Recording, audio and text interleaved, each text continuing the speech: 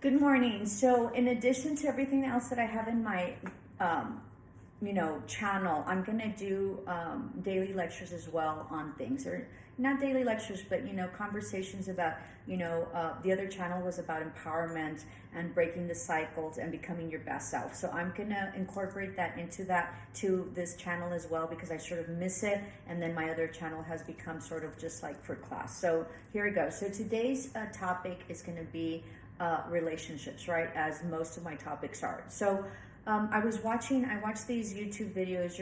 I don't watch them, but I see that, there's these titles about, how to make them chase you, how to keep them, what makes a good woman, what makes a good man, why doesn't he call you, why does he ghost you, how to get him back, whatever. So in the process of all that, okay, most of those I don't know those people, what they've been through, okay? Some of them look really young. There's this really young guy there that has like a gazillion views. I don't know that in his lifetime he would be able to give any, relationship advice really in the end because, if you haven't been married, you haven't had kids, you haven't, gone through, several relationships that are significant, I don't know that you can sort of mention any of that. Now, that's not to say that young people don't go through, relationships or breakups or whatever, but, be cautious of whoever it is that you're intaking information from, right? And so I used to have this boyfriend whom I loved dearly, and it was a very hard relationship because we were geographically separated, okay? And we had a lot of, he was very, he was a badass in his business, and so was I in my career and stuff, okay? So it brought very challenging situations, and then our families also, I had my family to deal with, and he had his kids to deal with, and all sorts of stuff and whatever. So there were very challenging situations. So my cousin used to tell me, you're so available all the time. You shouldn't do that. Don't be so available when he calls and whatever, this and that. And so I always used to tell her, okay? I used to tell her, I don't play games. I'm not going to be playing a game, okay? So she didn't understand what I was saying, and I didn't understand what she was saying, right? So for me, when you're not available and you're like they're calling you, you don't want to call because you want them to like call back or you want them to beg you more or whatever. I just sort of never have played those games. Those are games, okay? Those are games. When you're like waiting, or you don't want to text back because you don't want to be the first one to text, or you don't want to be the first one to call, or or you're just waiting and you don't want to reach out, or you're mad and you had a fight and you don't want to say I'm sorry. Those are games that you're playing, okay? Which are very damaging to the relationship, all right? So, and in the end, when they say try to be this and try to be like that, you cannot be that. You can only do you, okay? And so that's that simple. So all those people that are giving those recommendations about be this, I highly recommend you not to do it. You need to be you, and you need to act the way you act. And it is only through going through relationships and understanding what is good that you bring into the relationship and what is bad that you bring into the relationship. Only then will you be able to balance and become the best version of yourself. Only through inner work and only through going and working through the relationship yourself will you be better and get better at the relationships. It doesn't matter if you've had plenty relationships or if you're in a committed relationship now. How is it in your committed relationship, and if you're very blessed, if you're in a committed relationship and you've been for a long term, then work at it and be grateful for it and really strive to make it better. And what is it that you bring in? And it was sort of like when we were kids, right, that our mothers used to say, just worry about yourself and just focus on yourself. That's absolutely right. You cannot change the other person, and the other person will only change when they are ready to change for all sorts of reasons, because they want to change, because it matters, because they can change. Sometimes people don't change because they don't think that they know that they are doing anything wrong. And sometimes we do not go into a relationship with loving kindness. And so, when you sort of like get mad or have an argument, instead of pointing the finger and you did this, you did that,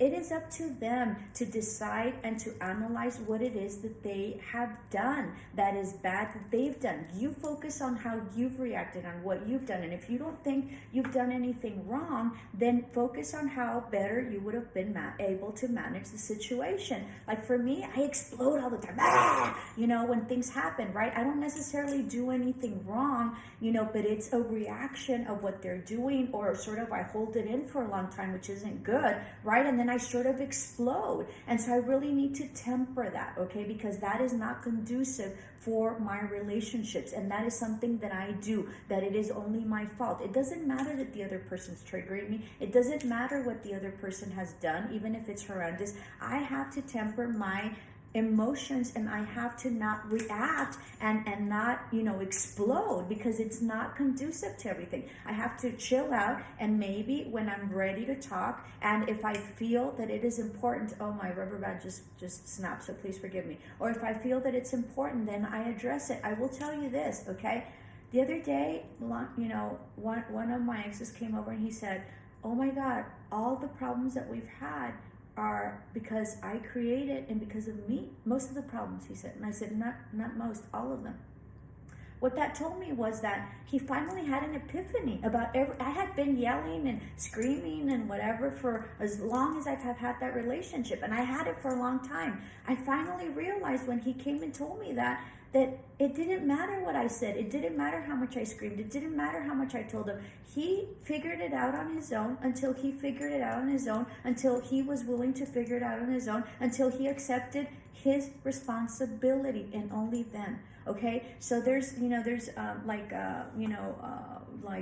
what's his name, Johnson or something. He's a psychologist. I watch him all the time. Like he mentions, and he has a very stable relationship. He's been married forever. If you've been married forever, you can't be telling other people about relationship problems, about when people cheat on you or whatever, because they don't have that experience. Okay, so he gave a recommendation that if somebody's, that you need to nip it in the bud, and if somebody's like flirting or whatever, you get back home and you need to tell them what's up or whatever.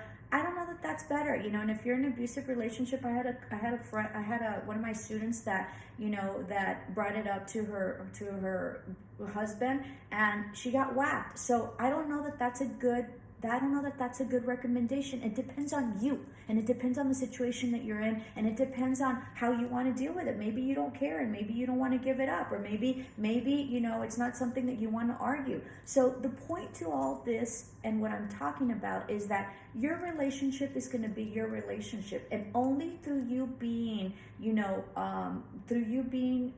yourself will you be able to get to a relationship that is the relationship that you want. Because sometimes people are not ready for fidelity or faithful relationships, or relationships that are transparent, or relationships that are committed, because of all the drama that is created. And until you dissolve and you take away all that drama, and you feel that this isn't what you want anymore, then only then will you be able to move out of that relationship or improve it if it's possible, because a relationship has to do with two people, right? Not three, right? But two people. If that person isn't willing to change to make your relationship better, and you're suffering, and that's not the relationship you want, well, then maybe at that point you've grown enough to say, well, this isn't what I want, and that I don't know that I want to be here, because this isn't the relationship that I want.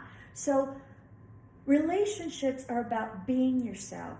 And if they can't accept you for that, and you can't accept the other person because they are you, then that is not a relationship you need to be in, and that is not a relationship that is conducive to your growth, and that is not a relationship that brings out the best in you. So my relationship advice is just be you. If you're playing games and you're not calling, and they're not calling, and you're not being you, and you're waiting, and you're wanting them to beg, and you're chasing, that's not what a true relationship is. A true relationship is, well, however it is that you are. And if you're explosive, then sort of tone it down, right? And try to improve yourself, and understand and take responsibility to say, yeah, you know what, I sort of overdid it. I'm so sorry I overreacted, because I overreact all the time. I mean, I get done with it right away. And if they did something wrong, I just sort of explode, then I'm back to normal. But the explosion doesn't help me. Do you see? So it's through working with that, and allowing,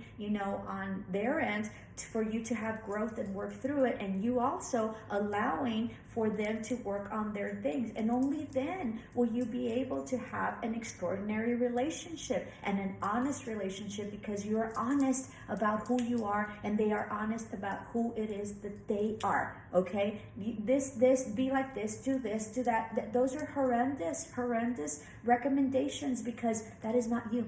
And if you're the person that's always texting and always just saying, I'm sorry, if that's you, that's you. You can't change it. It is only through evolving, right, that you might say, oh my God, well, whatever. I'm always saying I'm sorry. If I screwed up, I'm always saying. I'm not going to hold it back, even if it's the other person. If I screwed up and I'm like, and sometimes I'm apologizing not for what they think, right?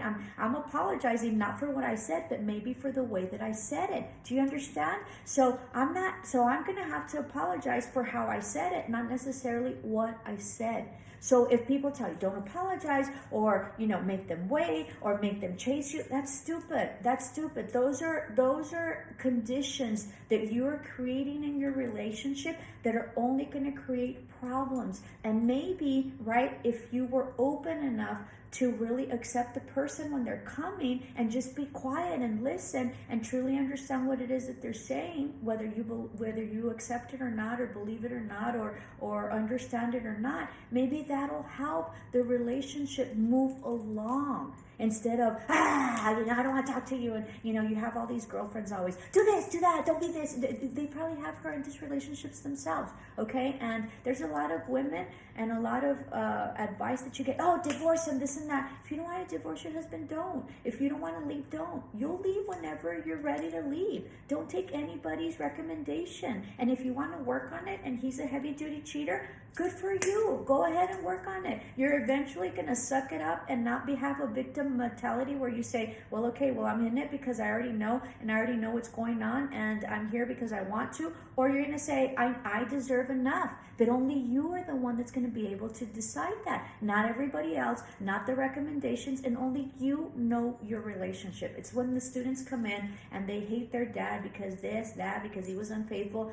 That is not their relationship with their father. I always ask my students, was he a good father? Yes, he always gave us everything. He was always there, this and that, but he did this to my mother. That's what he did to your mother. That's not what he did to you. That's not your relationship with your dad. So what is your relationship with your person? What is it? Stop playing the games. And if they're playing games, then don't engage. You don't play the games. And maybe they're playing games because you're playing games. Once, like my mother says, if there's no one to fight with, who you're going to fight with, right? And that's exactly right. If they want to fight, just get up and leave. It takes great courage to do so. And if you want to fight, then fight back. Maybe there's times you want to fight because you've just had it. Maybe there's times you just want to get up. It's through the evolution of doing whatever it is that you feel is right at that moment that creates great and healthy relationships. Most importantly, with yourself first, because you have to have a healthy and important and truthful relationship and loving relationship with yourself before you can have a healthy relationship with the other person. But it is an evolution of going through those challenges and tribulations and those loving moments that keep you there and that make you successful, make you have a very successful relationship. It's all up to you and how you handle the situations. Stop seeking advice on YouTube. Stop seeking advice with your friends. Stop seeking advice with something that is out. Your inner advice is in. It's within. You know what to do and you know what to do. And let me tell you one thing. Every emotion has its value, okay? And every emotion, we need to acknowledge it and feel it. If you suppress it, if you're angry, be angry. Don't be physically angry, or if you want to be physically angry, then go outside and run, okay? But be angry. If you need to take that out and there's anger, there's nothing wrong with anger. It's how you manifest it and it's how you, show it. If you're beating everybody up, well, that's unacceptable. But if you're angry and you blew up and then you walked away, well, there's nothing wrong with that. You haven't done anything wrong. Okay, just like when I always apologize, I haven't done anything wrong because I'm apologizing. It doesn't mean that I'm weak. It just means that I've reflected and I have felt bad of the way or whatever it is that I told you, because I can get really harsh and I can be very mean, okay? And I don't want to. So that's something I have to work on. And so I'm apologizing for that. And there's nothing wrong for me to apologize. And I shouldn't have to wait for the other person to apologize first for me to acknowledge what I contributed negatively or positively in the relationship. And all that matters is how you behave. Once you change and once you make that shift and once you try to be better yourself, your relationship will improve tremendously. Okay? Also understand that when you go into this argumentative mode, the other person is going to get on the defensive. You don't want a defensive relationship, whether it be on your part or your spouse's or your partner's part. You want a relationship that is risk-free, that is able to allow for you to be who you are, even at your worst. Because that is what true love is. And your worst doesn't mean that you're accepting abuse or verbal abuse or you being beat up all the time or whatever, right? But if you cuss someone out once in a while, right? And it's nothing damaging, there's nothing wrong with that, okay? But allow for that to expand in terms of getting better. Maybe next time you won't cuss somebody out. Maybe you'll just get up and leave. And maybe you will have a progression on the things that you need to work on to better yourself in order to have better relationships with the people that you're involved with. Namaste. Love and light. Hope this helps. Let me know.